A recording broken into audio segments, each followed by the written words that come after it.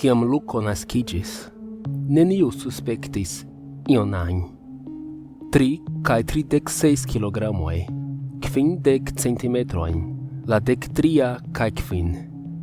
Li pasigis kvietan infanaĝon en la antaŭurboj. Translokiĝi al la urbo neniam trafis lian kapon. Ĉe lernejo li integriĝis senprobleme. Kiam la aliaj infanoj atingis puberecon, Luko restis antaŭe iom pli longe. Li plu estis la bebvizaĝa infano. En tiu pozicio estis malfacile ne fari ŝercojn pri la aknekovritaj vizaĝoj de ĉiuj aliaj. Ankaŭ Luko faris. Sed vortoj povas reveni kiel bumerango. Komenciĝis per haŭtflokoj diskvamiĝantaj de lia vizaĝo. Enhidratigiloj ŝajnis nur pli malbonigi. Baldaŭ ne plu estis nur la vizaĝoj. Sekaj makuloj disvastiĝis tra lia tuta korpo. La vortoj de Luko revenis. Almenaŭ la aliaj kreskis pli alte. Luko restis malgranda. La fazo kie li estis samtempe la plej malalta kaj la plej infanaspekta daŭris senfine. Poste, unu vesperon, lia patrino konstatis ion alian. Vi manĝas kiel frenezulo denove, ŝi diris dum vespermanĝo. Sed vi ne dikiĝas, kaj vi ankoraŭ ne kreskas. Luko rigardis malsupren al sia manĝaĵo dum momento. Rekta, jen kiel li ŝatis homojn. Dum tagoj li ekhavis strangan tuson, kaj tial lia patrino denove demandis ĉu li komencis fumi. Ofendite Luko brumarŝis super ŝtuparojn kun sia telero.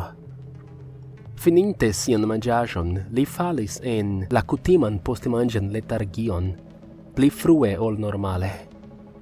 Kurbiĝinte sur la lito, li rigardis la malplenan teleron, dum obtuzaj doloroj malrapide disvastiĝis tra lia korpo. Antaŭ ol li povis reagi, elĉerpiĝo trenis lin. Li endormiĝis. Lia patrino ĵus preparis matenmanĝon, kiam ŝi eniris lian dormoĉambron. La pleto falis de ŝiaj manoj. Luko aspektis pli granda sub la kovrilo. Apud la lito kuŝis malplena ŝelo, malgranda kaj bebvizaĝa. Luko rigardis al sia patrino. Liaj okuloj estis pli brilaj ol hieraŭ. Malrapide ŝi fortiris la kovrilon.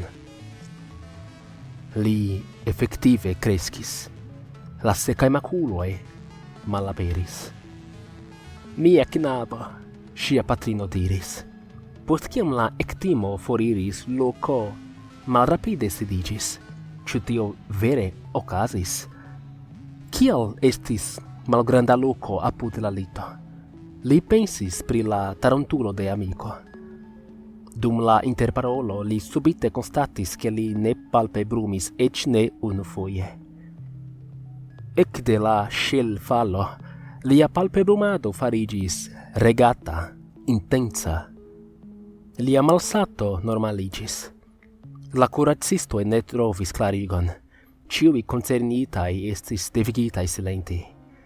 Luko estis forkaŝita dum multaj semajnoj por ke la ŝanĝoj ne estu tro evidentaj ĉe la lernejo.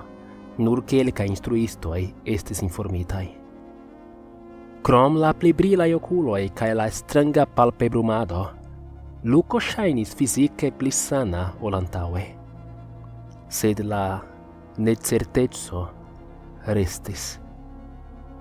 Lia unua tago lerneje alvenis. Ekde la ŝelfalo, Luko eĉ komencis volonte helpi sian patrinon en la domo. Dum la vespermanĝo unu vesperon, nekutima kvanto da aŭtoj aŭdiĝis ekstere. Poste venis la frapo ĉe la pordo. Lia patrino rigardis tra la luketo kaj frostiĝis. Ĵurnalistoj, kameraistoj, mikrofonoj. Tiel da homoj ke la verando ŝajnis preta kolapsi sub ili. Ŝi apogis sin al la pordo. Luko, iu parolis. Mi sciis ke tio okazos. Luko palpebrumis por la unua fojo en preskaŭ horo. Poste li pensis dum momento. Vi scias, panjo. Enlasu ilin. Mi sentas min bone. Post mallonga hezito, ŝi malfermis la pordon. La ĵurnalistoj tuj preterpuŝis ŝin kaj nur haltis kiam ili estis ĉe Luko. Envenu, lia patrino ŝercis malforte. Neniu aŭdis. Demandoj flugis tra la ĉambro. Luko etendis manon kaj trankvile metis ĵus lavitan tason sur la breton. Trankviliĝu, unu post la alia.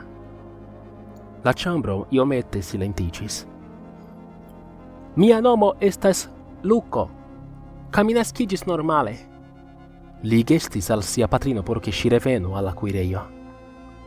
Mi ankoraŭ ne scias kio mi estas, sed mi pensas ke ni eltrovos tion kune. Poste li rigardis rekte al unu el la kameraoj. Unu afero por ĉiuj. Mi loĝas kun mia patrino kaj mi ne estas danĝera. Mi simple travivis malsaman formon de pubereco. La publiko estos informita post kiam ni komprenos kion ĉi tio signifas medicine. Ĝis tiam, mi petas normalan vivon. Dum la tuta deklaro, Luko neniam palpebrumis. La unua ĵurnalisto forkuris. Ne! Luko provis trankviligi la aliajn. Poste li profunde inspiris. Eksteren! Mia patrino volas reveni! Ĉiuj for! Lia voĉo profundiĝis dum li kriis. Ĉio estis registrita.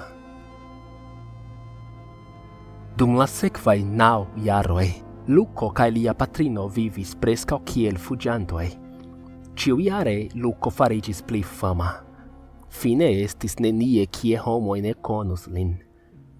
Foje li permesis al ĵurnalistoj viziti. Luko komencis ĝui duon verojn. Kreskas naĝiloj ĉe mi, kreskas kruroj ĉe mi, kreskas skvamoj ĉe mi.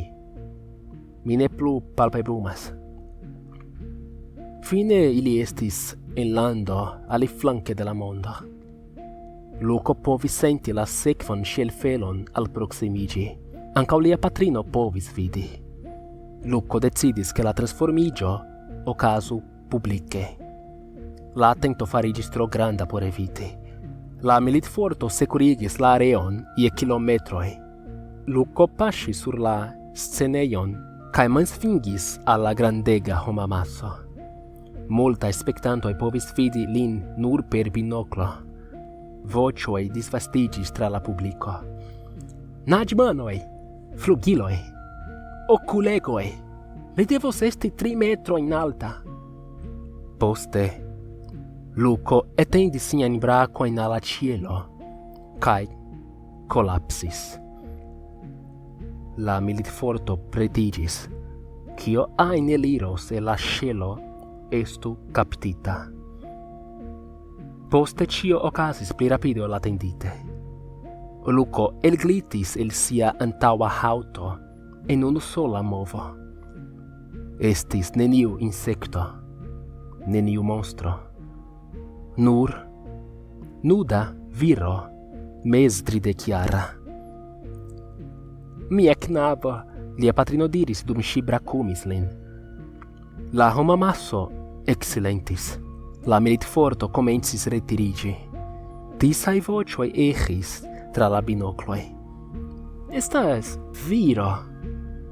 La unuaj spektantoj komencis foriri. Tio estas nur viro,